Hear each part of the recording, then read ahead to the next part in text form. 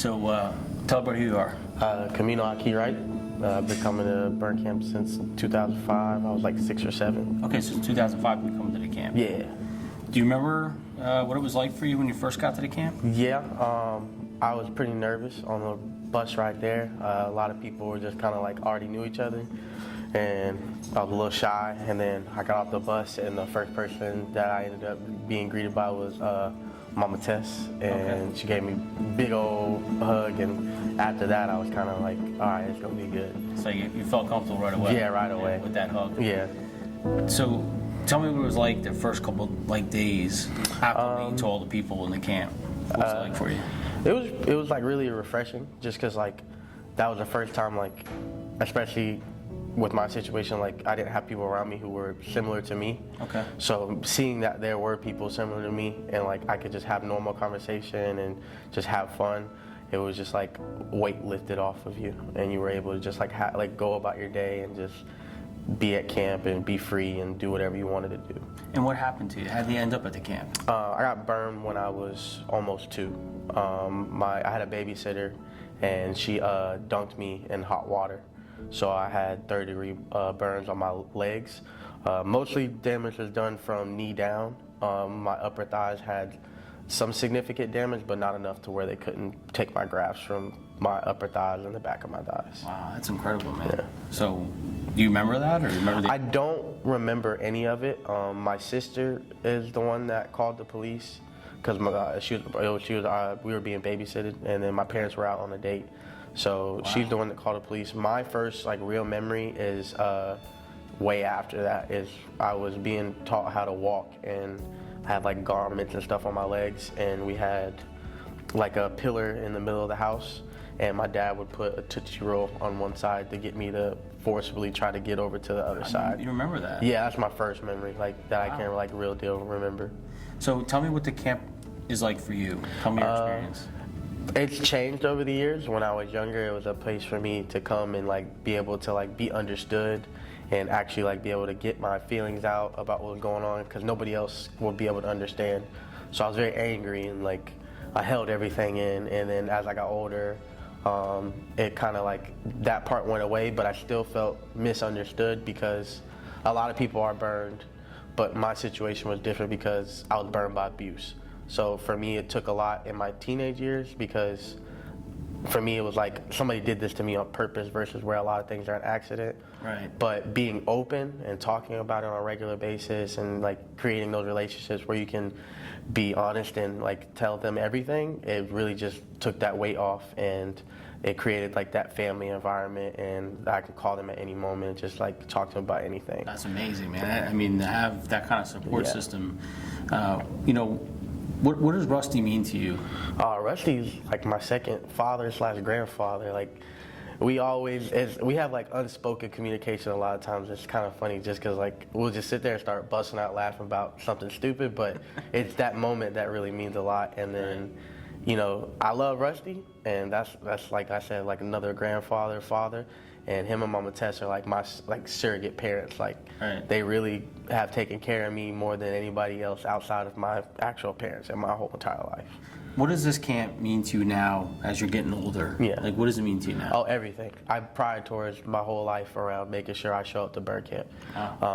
Anytime I've gotten a new job, I tell them, hey, I got burn camp. I'm currently in school to be LPN. Nice. Thank you. And I make sure that I've worked my schedule around missing certain hours, even though I don't want to make sure I could go to camp. I don't play games about it. It's very serious to me.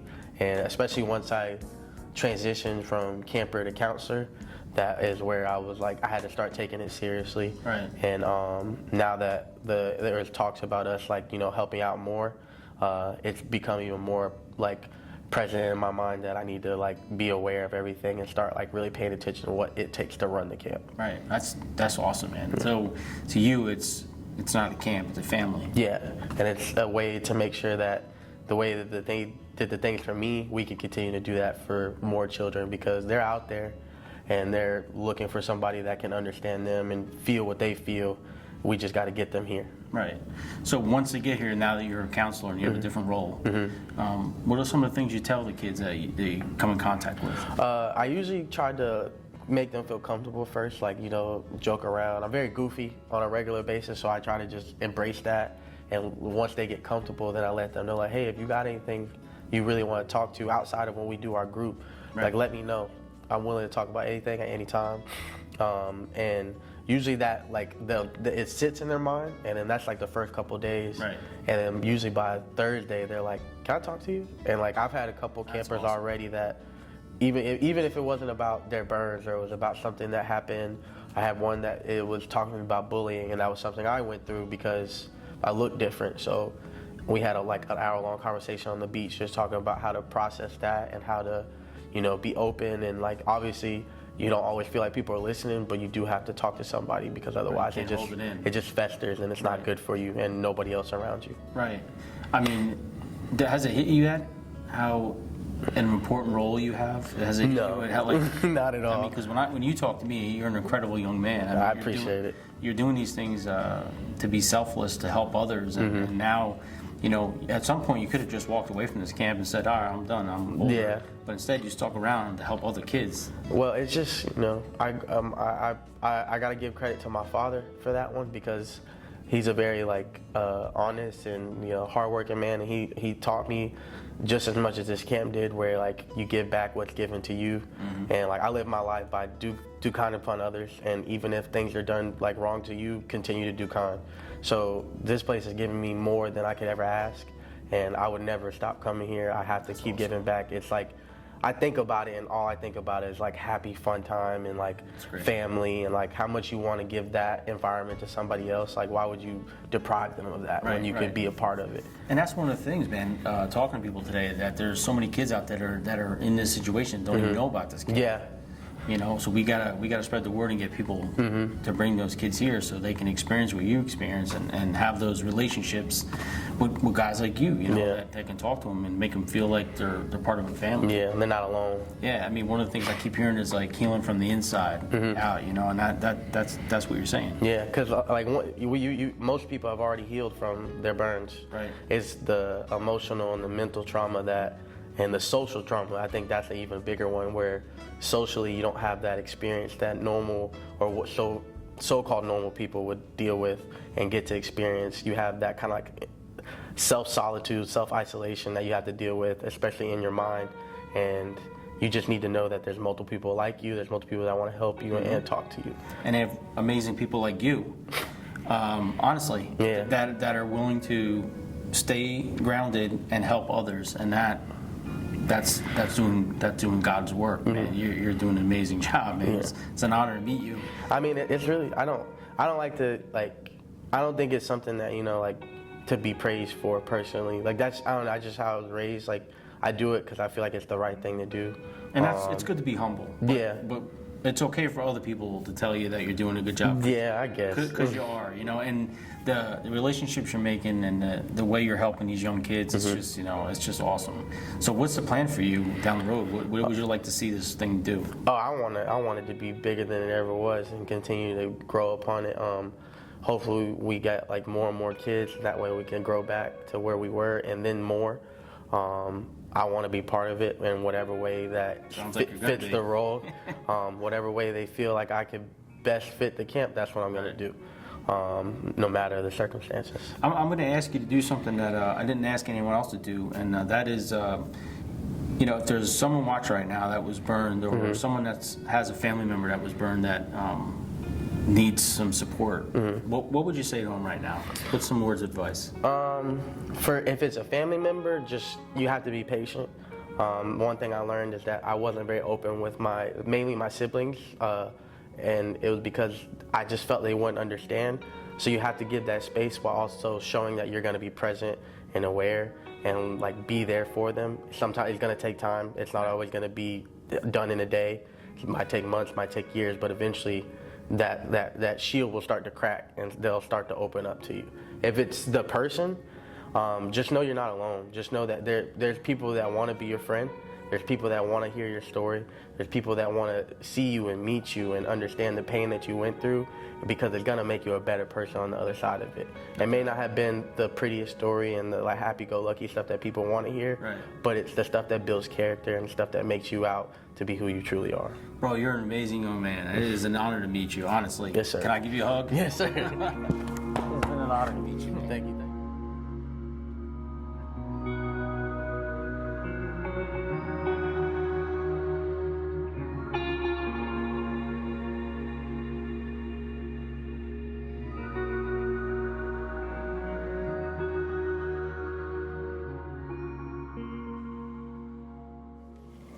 Hey guys, welcome back to PintheQ Productions, PintheQ Podcast.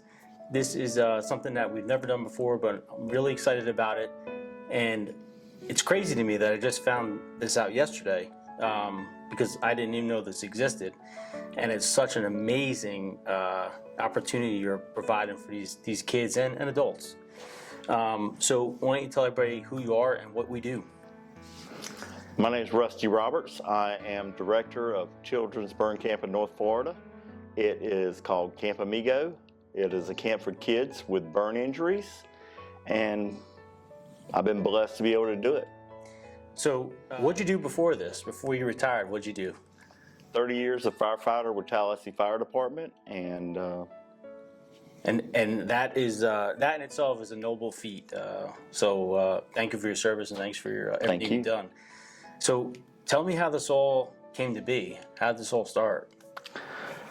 we were invited. I was working with Tallahassee Fire Department. We were invited to participate in somebody else's camp in Central Florida to bring some kids from the Panhandle to it. And I became a counselor with that group.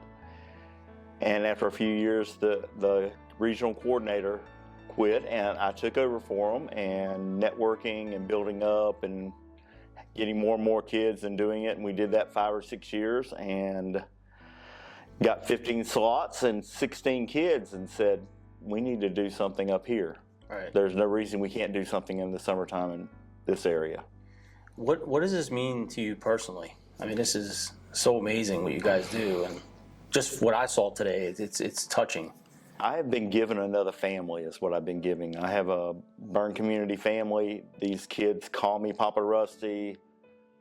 I was blessed with having a son of my own, but I've walked 2 girls down the aisle. Wow. I have been to daddy-daughter dances. I've done so much and involved in these kids' lives. I've got grandchildren because of this, and Wow. it's amazing. It's crazy to me that something this amazing and something so powerful isn't widely known. Why do you think that is? We've had some stuff out in the public, but it's usually you have to kind of be in the medical circle or somewhat in the fire circle, because we are the official camp for UF Gainesville and formerly Shands, and we hardly ever get kids there, but we still try. Right. We get a lot of kids that were shrine kids. COVID has really made it a lot harder to get kids because my network system to get them has kind of went away. Funding has been really tough. This year we got 10 kids. Normally we are 30 to 40 kids is average. Wow. And I have had the high of 56. 56. That was tough. Yeah, wow. Just to manage it, I mean, you have to have so many volunteers and so many people on deck to help with such a amount of kids. Especially, normally we do 1-to-1, but the 56 year we had a lot of people that had 2 kids. But even then, that's way higher ratio than most camps do. Right. Now, this started in 2001. 2001 was our first year at Camp Amigo. Wow. So from what it was in 2001 to what it is now, it's got to be pretty incredible to see, especially when you have little kids that are now part of this. I have 2 kids that are on campus today that were there at the first bunch in 2001. Wow, that's awesome. I mean, and like you said, you know, these are family members now. How does one find your organization? How does one find the camp? A lot of people, it's word of mouth. It's a lot of fire departments that know about us. Okay. Maybe not everybody there, but somebody knows, and somebody will call me out of the blue. Or another great resource is my own burn survivors. They'll be out in the community and they'll like tap on your shoulder and say, hey, or talk to the parents or something like that. Well, I was thinking that's got to probably be the best ally you have. If you have someone that's burned that has the same burns, speaking to them, they might have to feel welcome. And is that what this is? A lot of them have been through so much trauma, and some of it's not necessarily the burn trauma. It is just their life and things they have to go through. And our kids, most of them have been through those same kind of things. Households that are struggling and with many different things. And like I said, burns sometimes the least of them, but that's a way for them to come together and to share these things and how they cope with them and how they progress and how they grow. So being a firefighter yourself, when you got involved in the camp initially at the very beginning, did it change your perspective?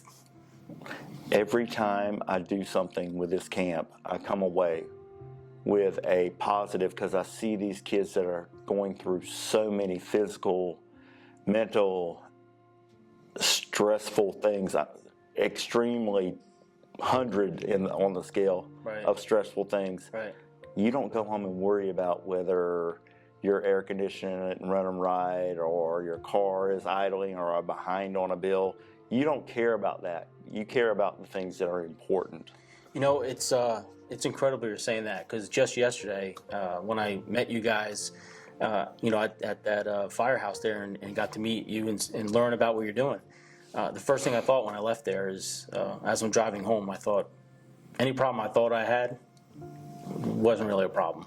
Count your blessings every day. With these poor kids that have been through, it has to be a lot for them, and to overcome that and see them here smiling, that is so awesome. To me, that speaks volumes of what you guys are doing. Some don't come here smiling when they first get here because they don't know what to expect on their first time. And they're very apprehensive and they see these other kids. I had one kid came by today who's never been to camp, but in the midweek I been inviting him and he showed up today. Great. He had a fantastic time. There is 100% he's going to come back to camp. Definitely. All I need to do is get you here. Right. And then I'll let it sell itself. I don't have to sell it. Right. These kids will sell it. But over 10 years, I've had Kamaya with us, and she actually went to college in Tallahassee, and she's from Jacksonville. She stayed at my house during their little semester breaks because you got to move out of the dorm and go somewhere else. She stayed with me 2 weeks in between the thing and went back and got her apartment with her friends again in the next break.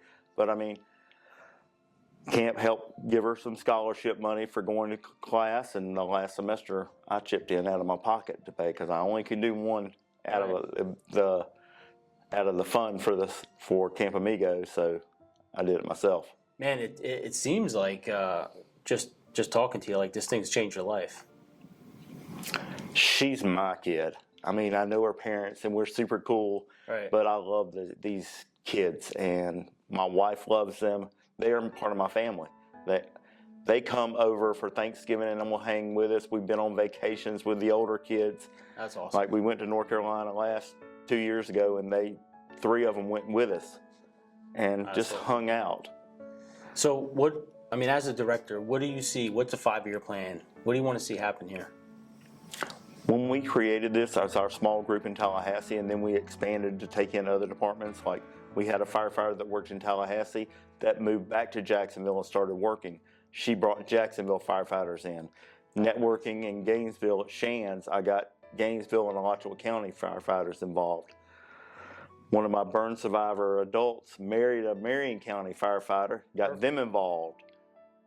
And we've expanded. We're all from Boca to Lakeland to Sarasota, Bradenton area, Panama City, Pensacola, Jacksonville. So it's expanded.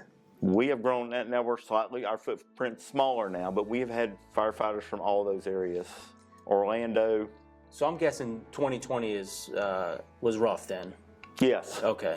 We had 2 years we did not have camp, and one of them was because we lost our insurance a month before camp. Oh, man. They called and canceled, and it was impossible to get insurance, and I can't do without it. Right.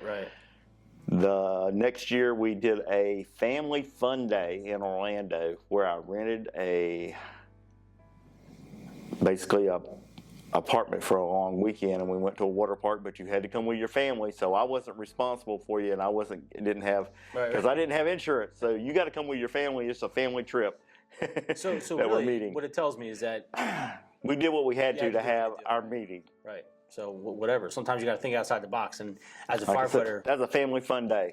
yeah, that worked. That works. And we made it work, and we got probably 20 families that came to camp. That is so cool. Went to a water park. We had a dinner at one of the rooms. We cooked dinner like we always do. And that's awesome. one of the parents was like, "We're going to leave." I'm like, "Oh no, you're not, because you're still responsible for your kid. Because I'm not having camp. This is not camp. Right, this is a family fun day. Right. One of y'all has got to stay." Right. So what I love is that the fire college here in Ocala. I mean, they rolled out the red carpet for you guys, and that's amazing. It was just, we were searching for somewhere to have it. Our normal place that we have our camp got devastated by Hurricane Michael, and it still is not open for the large overnight group yet. I'm hoping one day down the road, Billy Joe Risch will be back open for us. I don't know for sure, but we're working towards it. Right. In the meantime, we have been welcomed at this place like no other. These departments around here, the Florida State Fire College, they come in. When I get here, they are like, "Oh, Rusty, come here. What do you want? What do you need? What do we need to get this done?" That's obvious. I mean, just the way they treated me walking in here, and the way that they were like opening everything. What do you need? Anything we can do to help? I mean, it's so awesome and so wholesome. Because that's not what they're for. They see the one side of, which is a huge side, because they do so many different training things. Right. But they don't have the kid component. And firefighters in general do tons of public service throughout the country, Muscular Dystrophy Association, all these other camps, stuff like that. But nothing is more directly to our job than a burn injury, because we could have one at any moment. Right.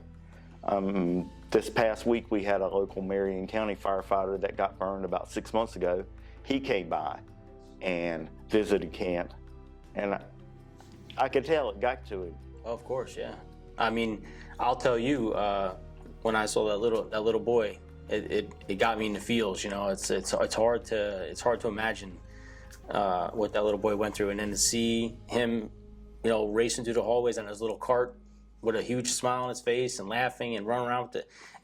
It makes it all worth it to me. For me, that was my buy-in with this whole thing. I'm like, man, that's it right there. It's just so amazing. And you can ask some of the older kids that have been coming here for years, and they'll tell you that they are happy that they got burned because they've got a family. Oh man. Sorry. No, that's sorry.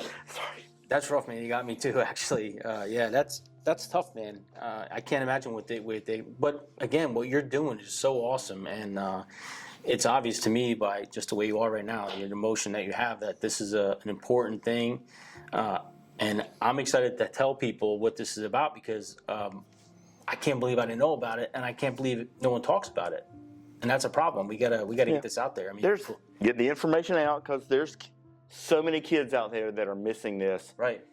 Well, that's what I was thinking. There's got to be other kids that could take tons of them. this. There's probably hundreds of them that we are missing. Right. And we're trying. Let me ask you this, because this is your opportunity. People are watching. How can they reach you? What's the best way to get a hold of you? What's the best way to get in touch with you? Any way you can. We'll tell you my email address, TallencyBurnCamp@comcast.net. That's too big. I got a campamigo.com website. You can go on there. You can call Florida State Fire College. I'm telling you right now, they'll get you up with me. Yeah. Tallahassee Fire Department. Right. That's my home. That's where I worked 30 years. They'll get you up with me. How did Camp Amigo come to be? Where'd that name come from? We started out the first year with no name, and we had 3 young ladies that came there for the first time to camp and never met each other, and they were They became the Three Amigos instantly. They were doing dance routines and hula skirts, and I mean, it was awesome. And so it was Three Amigos, and so it was Camp Amigo. It wasn't even a debate. I actually had a vote on it, but they were trying to call it Camp Rusty, and I'm like, oh, no, we're not doing that. The Three Amigos, I love it. And are they still involved today? One is still here and has never missed. That's awesome. And it's got to be amazing for her to see that name on the shirt. It's got to be awesome for her to be part of that. Well, I'm super excited to be here. First of all, I want to thank you for inviting me to be part of something like this. It's an honor. We've been talking about how we can make more outreach and stuff like that. We've been going through that, and sometimes things happen because they're supposed to. Right. Another thing I want to say in here, all of this is done by donation. No person in our organization gets paid a dime. We take off our time. I spend my personal money. I've been blessed with it so much more to have these kids in my life and them to have in each other's lives. These kids that live all over the state. I had one kid that come in from Houston, Texas. Their family moved there. She came back to go to camp. These are lifelong friends, and they care about each other, and they're fighting for each other to do well. And we don't always succeed. We have kids that are graduating college and going on to big degrees, and teachers and nurses and moving up in the world. And I've got kids in prison, but we still love each other and we still care about each other. Right. Well, the biggest reason I'm here is because I want to do everything in my power to get this information out, so that we can get donations. I want to spread this like wildfire so we can get donations. So how can people donate to this? On our Camp Amigo website, we have a donation link there, so you can do that. If you look it up on there, you can get our P.O. box if you want to send a check. If you want to have any questions, call me. I'll be glad to tell you about whatever. Funding has been a real issue post-COVID. Right. It's been really tough. We were doing really, really well. We've been blessed to be able to do so many different things with these kids. Provide scholarships to some, send them to different classes, send them to training events. We have been able to have camp in a variety of different places. I mean, I'm that firefighter that will try anything. Right. That we have, like I said, I've loaded up kids and drove to North Carolina. Wow. Had a bus take them to North Carolina. These are Florida kids, and we took them to the mountains, took them whitewater rafting, took them fly fishing and awesome. Trout streams, hiked the AT, mountain biking, train rides, gone to Cherokee to let them see other cultures and experience it. Wow. And they all loved it because it's so different. Yeah. One of the things I'll say real quick to everyone watching, whether you're at the career house or the volunteer house, I know sometimes there's a little bit of money, a bolus of money, you're looking to donate and make a good contribution. This is it. This is it. This is where you want to donate.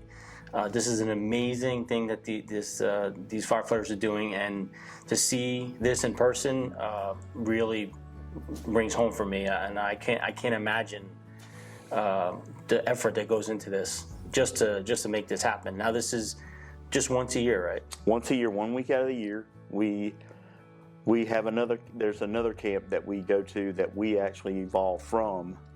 And we see a lot of the same kids, and we'll usually have somebody from here go. I'm probably going to go this next year. Okay. It's in the fall, and we keep up with each other, and we talk to each other a lot of times because we have such a good group here. Right. That we could literally be in a field in a cow pasture and have a good time because we have such good people here. Yeah. That are here for the right reason, that have built their self up so they can make this place better. I've sent people to get training in psychosocial. We were one of the first in our area to do that. Wow. We have had at camp a massage therapist that wrote a paper that was in the New England Journal of Medicine that opened up a whole new scar management class because it increased their range of motion without having to have surgeries, their pain, they stretched the scars out, which they constrict, because that's one of the things people don't understand.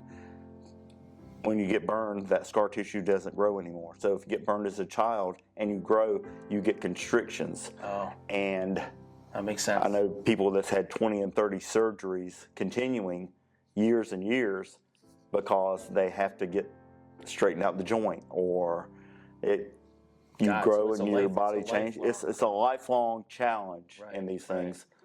One of my good friends has been under anesthesia 21 times. That's rough on your body. So your challenge, your mind. yes, and like, is it going to affect me this next time? I mean, I can't even imagine what goes through their mind on that. We do a psychosocial program while we're at camp, and there's so many questions that and the only our burn survivors are in there, youth and adult, and they ask questions with each other and things like that. And one of the days I was doing it, I had an event planned after it, about 2 hours, and it kept going on and going on. I'm like, I was going to do something, and we weren't able to do it. And so I opened the door just a little bit, and I heard one of the kids ask, do you think your parents are mad at you because you got burned?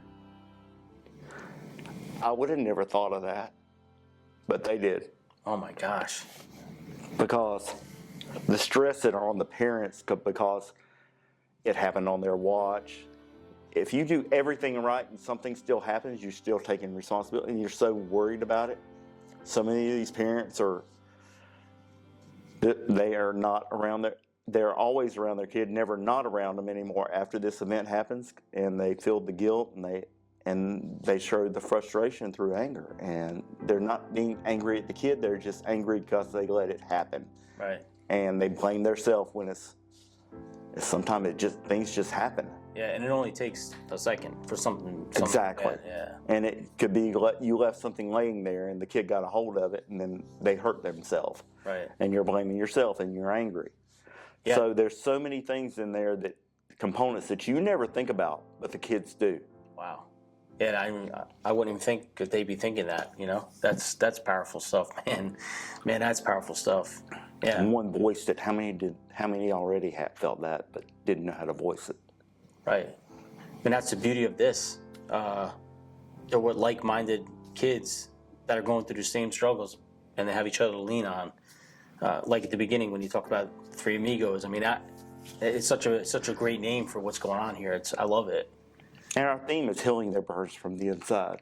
Oh, that's awesome, man. Listen, bro, I don't normally get, you don't, I ain't normally cry either, yeah, but I don't normally get emotional with these things, but I gotta tell you, man, it's super powerful. I was a lot harder when I was younger. I get old, I'm a little marshmallow now. Me too. I'm not gonna admit. But I appreciate you, bro, and it means a lot that you allowed me to come here and be part of this today, because it is powerful. To see it with your own eyes is totally different than seeing like you folks now watching on here. It's just and honestly, if you're a fireman, firefighter that's in this area next year when this happens, come down and check this out. I mean, it's a good program.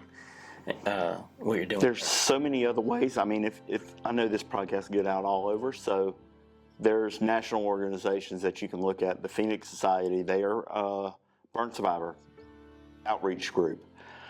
They have conferences every now and then, every other year, and things like that. There's ABA, American Burn Association, that's mostly medical based. There is a IABC, International Burn Camp Association. There is camps all over the States and Canada that are in that group, that if you're in that area and you have a burn survivor in your area, send them that way, because they're doing good everywhere. It's not just me. Yeah, it's awesome what you're doing.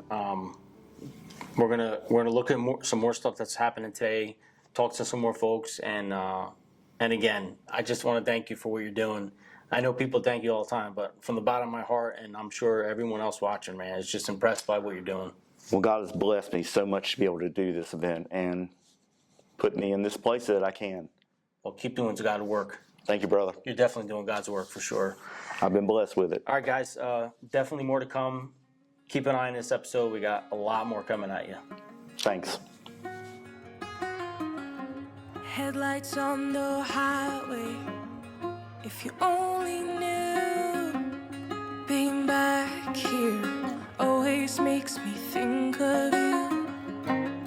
When the world is sleeping, do you think of me?